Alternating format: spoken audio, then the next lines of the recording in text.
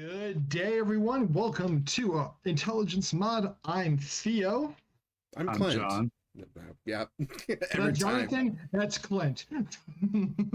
maybe the person hosting should introduce the others, and we give a little wave when you say our name. We should do that. It's been a while since we had three people at a time doing this thing, so we're still kind of getting used to it. I think it's been almost it's been over a year. Yeah, we've had three people at the same time on doing a thing. But anyway. So welcome to our RPGaDay series. Today is August 9th, and today's word is medium. So our prompt is, what about the differences in storytelling mediums? You tell a story through combat encounters, dungeon design description, real-world effects. How about going into depth of the difference between a board game style RPG like Gloomhaven or something like Call of Cthulhu? Jonathan decided to be like, hey, here's some more of getting your little gray cells working again in Poirot fashion here. And doing a bunch of, I know, it's throwing some random references out there because I can. And I like that question, so that's what we're going to do. So, Jonathan, because Clint still has to think about this answer to this one, you get to start this one off. All right. So, for me, the storytelling mediums, they can really affect what kind of stories you can tell. So let's say it's the pandemic. You're playing on Roll20. Great. Love it. Or another VTT. You're having fun. You're with your group. There's a lot of stories you can tell like that. You can have epic music going, and you could tell kind of a space opera epic, or a high fantasy setting, or something super chill. But if you're in person, those change a little bit. The physicality can really bring in an extra element or a different element. So instead of telling a grand high view space opera, maybe you are able to tell more of your gym, and you and your buddy Jane are down you're swabbing the decks underneath a pirate ship, and it's cold and it's wet, and when you know it, it's wintertime and it's humid, and you can really feel and get into it. And I think that really lends itself well to those kinds of stories versus maybe something online where it would feel a little less into it. But at the same time, I think a lot of music and flashy effects work better on the computer. I'm not going to want to go buy like a spotlight to bring into my home to be like, and it's your turn. Yeah. It'd be pretty funny actually for like an interrogation type game, like Dishonored. Where were you on the night of this? And then if you're talking about kind of dungeon design and you want to tell a story through that can be really cool, no matter what, if you're playing online or in person. And that's kind of using your story as the medium to tell more about it. So stuff like maybe there's, a well-worn path in this stone cave, and you can see that there's more of a clay natural undercoating, whereas on the sides it almost looks like hand-hewn stone.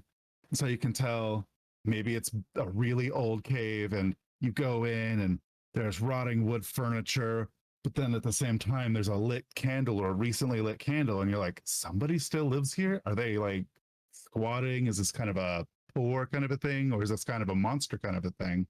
And so you can kind of really bring out a lot of those kind of details and use them to just amp up your story and make your story tell itself a little bit in kind of a way, And so I think those can be really cool details that play well in both online or in person. And I guess, what do you think about that, Clint? I think that's all really cool. Sometimes it's almost a little extra sometimes, because that's just like hours of extra, or that could be hours of extra like prep time and stuff like that. And sometimes it's just too freaking much, because you like doing that kind of stuff, Jonathan. The game we talked about earlier or a couple days ago with the dry ice and the tea and stuff, like that was a day or two of planning for the candles and all that other jazz. And yeah, it does add a whole bunch, but I don't know, sometimes it's just like the last thing I want to do. I run a lot, and maybe it's just because I've been running a lot of Dungeons and Dragons, and it's pretty samey to me after a while. But I just run kind of hacky slashy games. Maybe if it was something that I thought could be more in depth and was way more open ended, I might do more like role playing and like like letting them do whatever they wanted and letting it be open for interpretations and stuff. But I've always thought that stuff was cool. I've just never tried it myself because I didn't want to like buy a whole bunch of stuff I'd never use. Fair enough. Fair enough. But what does Dio think? Oh, Yep. I don't know.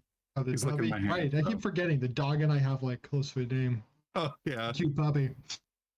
What I think, I've done both. I have done super in-depth,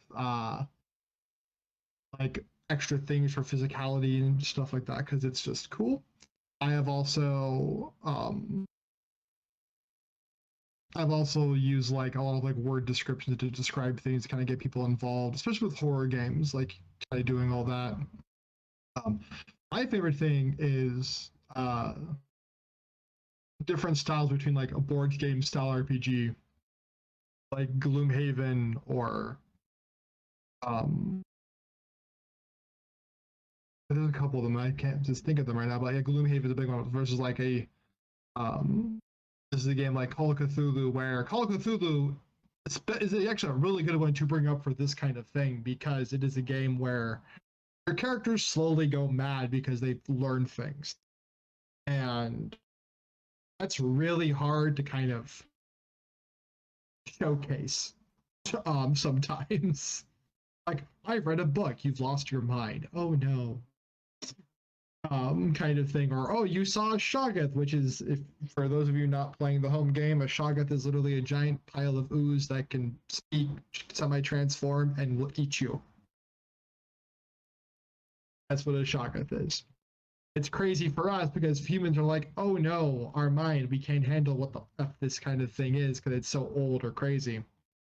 But I've been kind of rethinking of how I'm going to start doing how I'm going to start doing my going mad for Eldritch Horror stuff too, from reading a couple things like, so I'm going to give a great example of a cat figuring out how to read human speech and understand what all this stuff is, and then it goes back to being a cat. So they had that like the brief glimpse of knowing the cosmos and then having it taken away from them, kind of thing. And I'm like, I like that a lot better than most people do it. I remember that.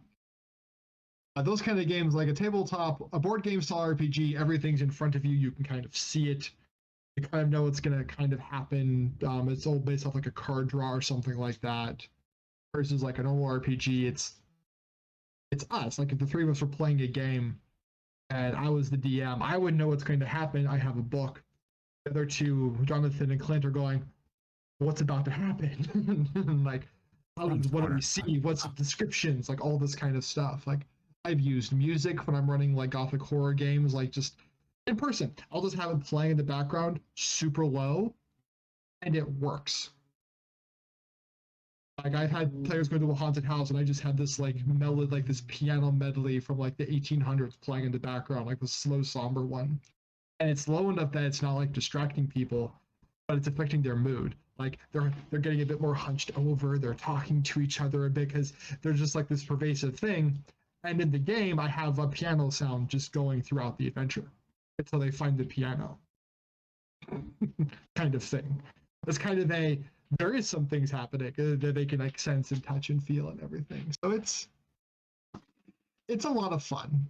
I think the kind of game you're running like lends more to those kind of enhancements. Like if you were playing Pathfinder or Dungeons and Dragons, like a normal everyday hack 'em and slash 'em kind of thing, like doesn't really do much because it's most of the time you know you're probably not going to die, because this is my thought process. If I slowly kill one at a time all of my players, will I just TPK'd you? I just did it really slowly, and now there's no connection for the players to keep their new characters to keep going. But if that's in a big long one, but like something short like Call of Cthulhu, like there's just dread anytime I play that game. I know I could die at any moment and I'd be completely fine with it because we're never going to play these characters again. So all that eerie crap, I think, makes it even more so eerie to me.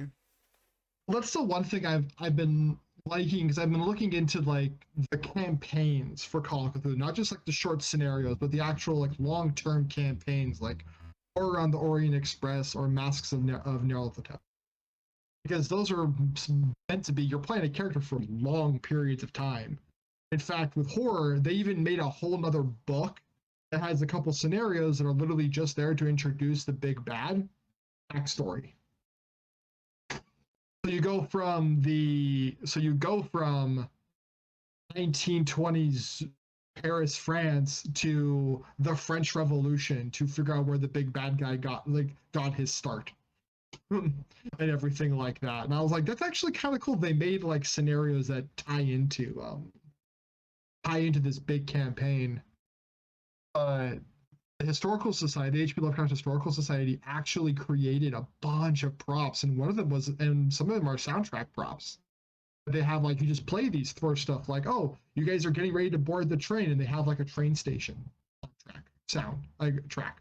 It's just a bustling train station for where the Orient Express is going to be on, and kind of get you guys like into that mood of like location wise. And I was like, this is all pretty cool, expensive but pretty cool. I think one of the important things to remember too is kind of like what Clint was saying. The level of effort you put in very much is dictated by the kind of game you're playing. You know, as we've mentioned before, I do enjoy a lot of props and descriptions and such, but I don't run games all that often. So I like to make them a little bit more extra, if you would. Whereas if I were running like a Pathfinder second edition game, maybe I'd throw in some of it, but beyond perhaps well-written descriptions, especially from a book, I don't know that I would go every game and go out and buy props or make stuff other than things I would reuse. Maybe for a boss fight or a particularly important interpersonal moment. Yeah, of course. But you definitely don't need to go 120% every time, all the time. It's all about managing expectations too. Like if I'm gonna run a Call of Cthulhu game, I'll go 120%. Why? That game deserves that kind of gravitas. It is an amazing system for that kind of gravitas, especially if you decide to go with Pulp Cthulhu, not just classic. You know you're gonna die. Pulp Cthulhu is you're gonna die, but the guns actually harm the things. Style of Cthulhu. Like kind of an action movie-ish almost. Yeah, which is honestly pretty okay, but you can still do like a really good like horror thing with that and have fun with it. And like, and I only talk about because I've been looking into it more as I pick up stuff for it, kind of like, yeah, this would be kind of cool to run and do, and just kind of figure out like what are some cool ways to like just have fun with it, because I want people to feel like they're like having fun and that these characters are like, great extensions of like what they could do. Like we spent the last year kind of like in our own massive like horror thing going on because of the pandemic and everything like that. And I know that there's been like a massive rise of horror RPGs as a result of it. Like Call of Cthulhu became massively popular because of all this. Same with Vampire the Masquerade and some other games. And it's just been, along with just like your basic D&D and stuff, where people just want to feel good with people. And I've been seeing people be like, oh yeah, I get together with friends, we just have fun, we don't do anything big or dark or that. And then I know people who are like, oh yeah, we get together for Call of Cthulhu, we're not allowed to have lights on, we have our screens dimmed down so we're not too backlit, and everything like that, to kind of create this, like, to kind of create their own atmosphere, because they're still meeting on digitally. Puppy. I think it almost works the same way as like when you have that character you're playing and you're just like super into it, you write them the 10-page backstory, you're super invested in this character that you've made. Within sometimes you're just like, yeah, I'm just playing the game because I think it's fun, but I'm not like hyper invested into it. I think this works the same way, that I might not be super invested to put in all this effort in for D&D, but if it was like I was playing some game like the Witcher RPG that I'm actually like really, really into, and I really like that world, going into the effort because I like the setting and I'm willing to put in the effort because I'm drawn into it. So it might just be that. So, and it's also the space. I live in a tiny apartment. I don't have the space to do all the really cool crap I would like to maybe even try, but maybe I might be moving soon. So who knows? That would be a fun series of videos. A setup and exhibition of a lovely new gaming space. Oh yeah, That'd be kind of fun. Which Okay, might- yeah, that'd be kind of fun. So on a fun note, before we leave off, because we were talking like music and stuff like that, I went onto the Chaosium site to just kind of like look at the two audio things they offer. One being the Horror on the Orient Express. The other one is called Sense Impacts.